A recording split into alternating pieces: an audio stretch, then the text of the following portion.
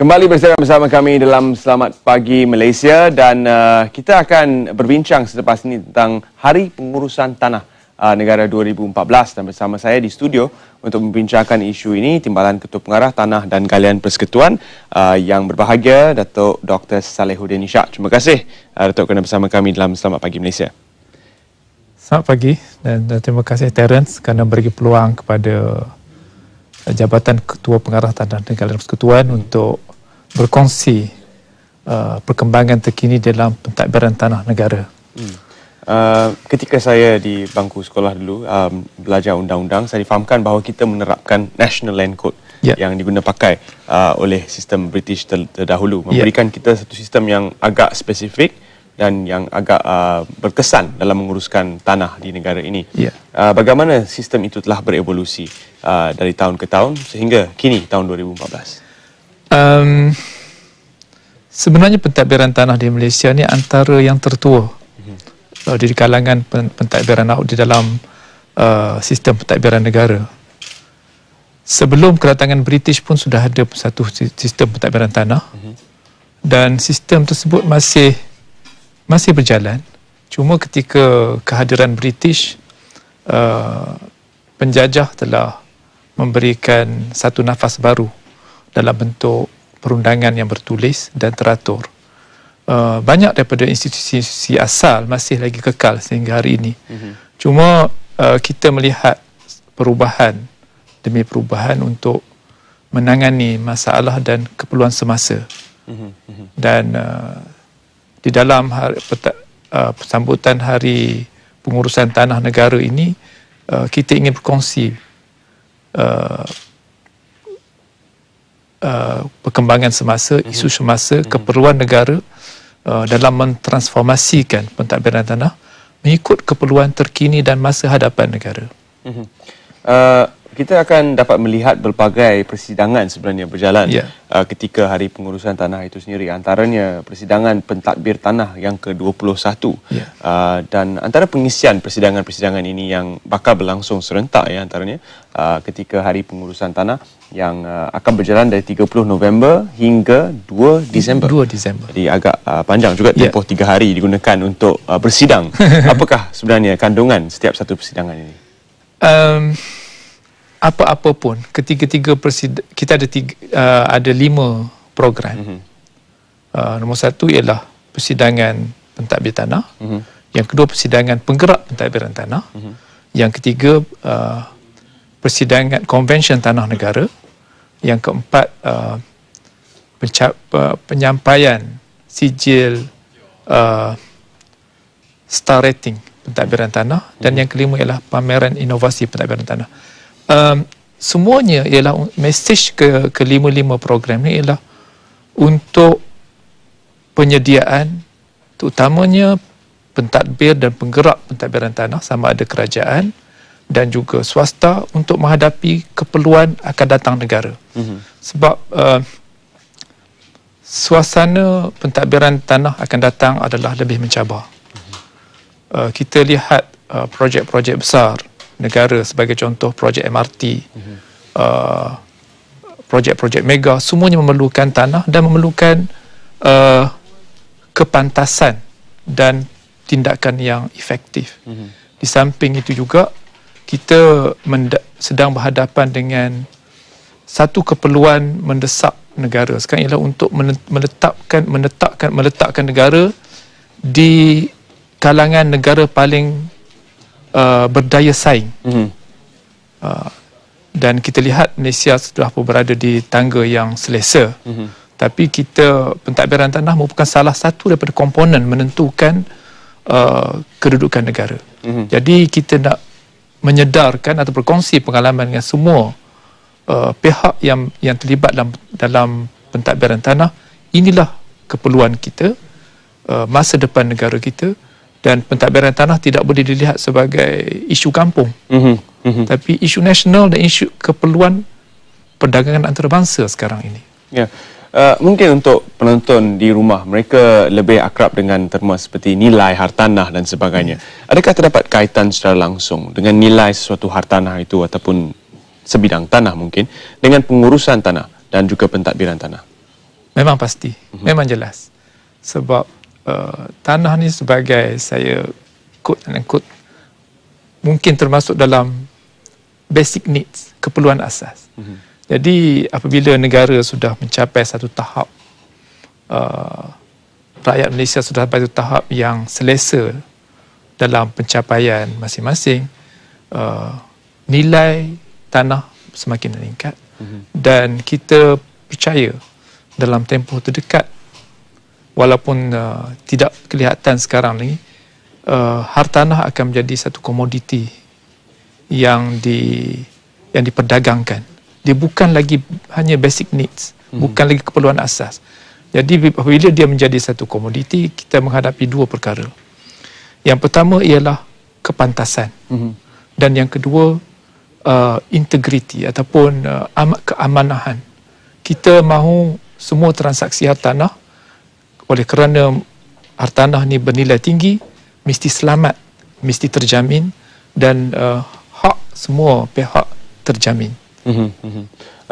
Jika kita mengambil kira apa yang berlaku di luar negara, di United Kingdom mungkin tidak perlu lagi ada peguam cara ataupun tidak perlu lagi melalui seorang solicitor untuk mendapatkan pembelian tanah, boleh dilakukan sendiri. Adakah semua pembaharuan ini juga akan dibawa ke Malaysia dan pengguna ataupun pembeli dapat melangsungkan urus niaga tanpa perlu perundingan undang-undang? Itu satu dilema yang susah nak dijawab. Kerana sebenarnya kehendak undang-undang negara, undang-undang kanun tanah negara dan undang-undang tanah yang lain yang berkaitan dengan tanah, sebenarnya tiada keperluan solicitor. Tetapi tidak semua orang tahu apa di dalam transaksi. Mereka berurus niaga dengan, terutamanya urus niaga hartanah bukan di antara A dan B, pembeli dan penjual. Banyak pihak lain yang terlibat. Jadi oleh sebab melibatkan banyak pihak, walaupun solicitor di setengah negara tidak merupakan keperluan asas, tetapi sebenarnya masih perlu kerana kompleksiti di dalam urus niaga. Kerumitannya yang memerlukan kita ada seorang yang arif yang boleh menimbang antara semua keperluan. Setakat ini sejumlah 2,211,454 orang telah melawat ke laman sesawang portal Ketua Pengarah Jabatan Talian Tanah dan Galian. Dan ini menunjukkan orang ramai ingin tahu sebenarnya. 2 juta pengunjung, bukan suatu yang remeh, bukan suatu yang sedikit. Adakah orang ramai sudah mendapat maklumat secukupnya tentang apa itu tanah dan nilai hartanah itu sendiri? Portal kita sebenarnya saya percaya oleh sebab portal kita merupakan satu gerbang untuk mendapatkan banyak perkhidmatan yang lain. Di samping perkhidmatan JKPTG sendiri, kita menyalurkan perkhidmatan pejabat-pejabat tanah negeri melalui portal JKPTG. Sebab itu saya rasa mereka orang ramai menggunakan perkhidmatan kita untuk tempat, oleh sebab fungsinya sebagai gerbang. Jadi semua orang boleh singgah kat situlah untuk apa-apa urusan yang berkaitan dengan tanah. Siapakah yang akan terlibat secara langsung dalam Hari Pengurusan Tanah Negara 2014? Yang pertama, pentadbir tanah. Ini kalau orang ramai lebih selesa dengan penggelaran DO, District Officer Pegawai Daerah. Yang keduanya ialah penggerak-penggerak, iaitu yang kita sebut dalam bahasa rasminya ialah penolong pegawai tanah, tapi rakyat Malaysia lebih selesa dengan gelaran SO, pegawai penempatan. Dan juga di hari kedua kita melibatkan profesional dan juga NGO. Dalam pentadbiran tanah, perkhidmatan profesional seperti juru ukur, juru nilai, pegawai perancang merupakan dan juga peguam merupakan sebahagian besar daripada pentadbiran tanah. pentadbiran tanah bukan hanya kerajaan tapi melibatkan profesional. Jadi empat pihak inilah yang terlibat dalam pengurusan pentadbiran tanah. Sebab itu pada tahun ini kita buat satu persidangan yang besar. Biasanya hanya persidangan kita melibatkan pentadbir tanah. Kali ini kita melibatkan hampir semua semua yang berkhidmat dalam pentadbiran tanah. Sebab itu kita gelarkan nama tahun ini ialah Hari Pengurusan Tanah Negara. Dan apakah yang ingin dicapai setelah 3 hari bersidang, setelah 3 hari menjalankan pelbagai aktiviti? Apakah objektif utama dalam semua kelima-lima aktiviti utama yang Datuk sebutkan tadi? Bagi pihak kerajaan persekutuan, kita ingin menyampaikan mesej kepada semua pentadbir tanah supaya menyahut bukan saja keperluan seruan kerajaan tapi keperluan rakyat, iaitu kita kena terus bergerak ke arah transformasi pentadbiran tanah. Dan yang keduanya ialah kerajaan sentiasa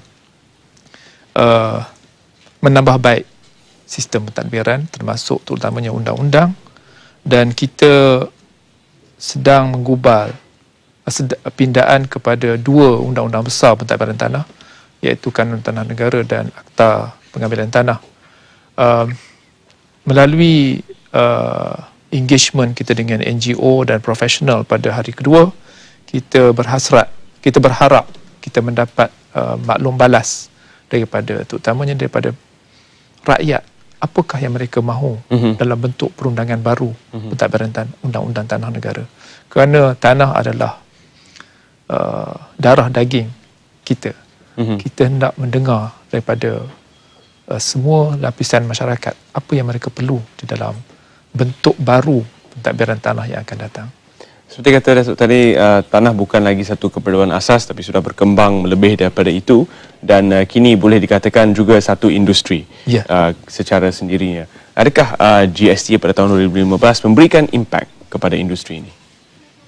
Saya payah nak memberikan pandangan awal kerana nature hartanah ni dia cepat, dia sensitif. Dia sensitif tapi cepat adapt kepada perubahan. Di mana-mana negara pun apabila berlaku perubahan di dalam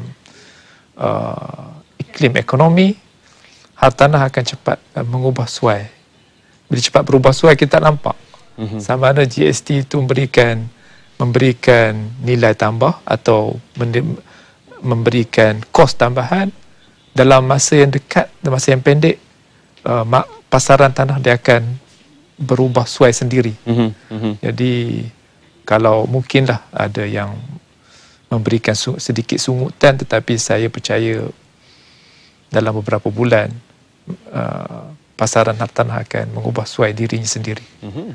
Jadi mungkin kata-kata terakhir daripada Datuk bersempena dengan Hari Pengurusan Tanah 2014 yang bakal berlangsung dari 30 November hingga 2 Disember. Silakan Datuk.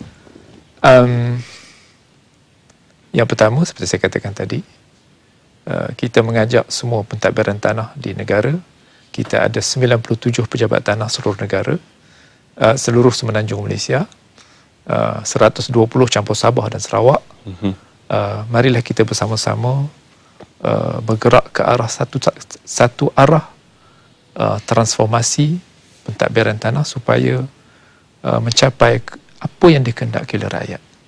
Dan kepada rakan-rakan kongsi pentadbiran tanah, NGO, profesional, berilah satu perkongsian yang paling baik dalam pentadbiran tanah, kerana kita hidup bersama-sama dalam satu negara, dalam satu matlamat, satu hasrat. Baik, dengan itu terima kasih kita ucapkan kepada Datuk, dan juga terima kasih kerana bersama kami dalam Selamat Pagi Seluruh Malaysia, dan selamat berjaya dalam penganjuran Hari Pengurusan Tanah 2014. Terima kasih. Dan tadi sedikit sebanyak tentang perkembangan terkini daripada dunia hartanah dan juga pengurusan tanah serta pentadbiran tanah di Malaysia, dan sistemnya kita akan sama-sama mendapatkan pengisian selanjutnya daripada pihak Datuk sendiri, mungkin setelah tamatnya nanti hari pengurusan tanah ataupun sambutan hari pengurusan tanah pada 2 hari bulan Disember. Baik, dengan itu kita berehat seketika dan kita berikan ruang kepada bingkisan ini untuk disaksikan oleh anda, dan kita akan kembali bersiaran secara langsung dalam Selamat Pagi Malaysia selepas ini.